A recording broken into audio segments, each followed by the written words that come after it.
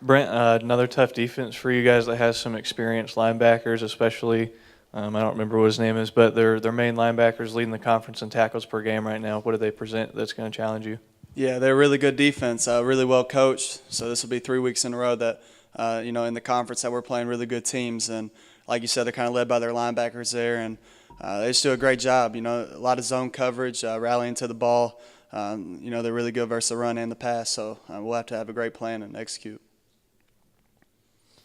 What have been the halftime locker room speeches the last two games been like to kind of get you guys turned around, especially on the defense the last 2 weeks?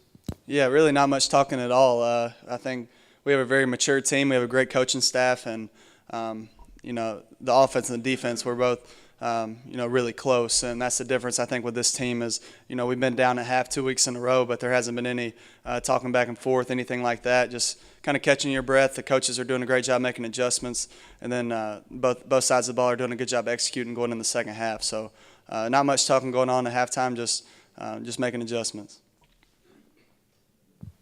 You guys have had two emotional wins in a row. You beat FAU, the defending conference champion, then you win for the first time at Marshall. How do you get the guys ready as a team captain? How do you get them ready for this Saturday? Yeah, I think we have a mature team. I don't think it's really up to me. I think our guys know how important this game is. When you play in the conference, no matter what conference you play in, it's going to be a battle every week. You can't relax, and every time we play FIU, we always have a great game. It's a 4-quarter game. Both of our teams know that, so I think both teams will come out ready to play and be excited to play.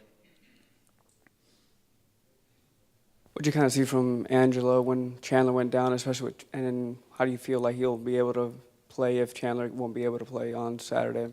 I thought he did a great job. I think a lot of times you don't really know how those guys are going to react until they get thrown in the fire and they got to step up. And I thought Angelo did a great job.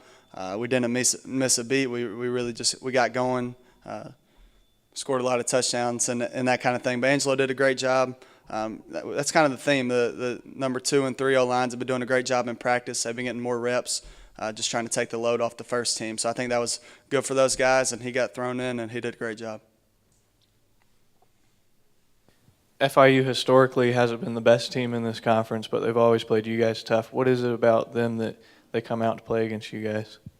Well, I think these past 2 years they've been a really good team, and I think they're very well coached. Coach Davis has done a great job, and I don't know what it is. I think it's just the conference play. I think every time you get into the conference, it's going to be a dogfight. They play really good at home. Every time we go down there, it's a tough test. So I think they have a very experienced team the past 2 years, and I think that's kind of credit to everything that kind of how their program's evolving, and they're doing a really good job.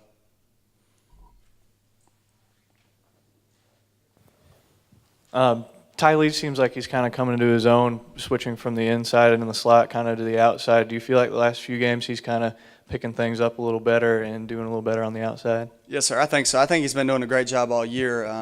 When you move a guy from the inside to outside, it's harder to get him those easy touches. You can't throw him the bubbles and the quick screens and stuff like that.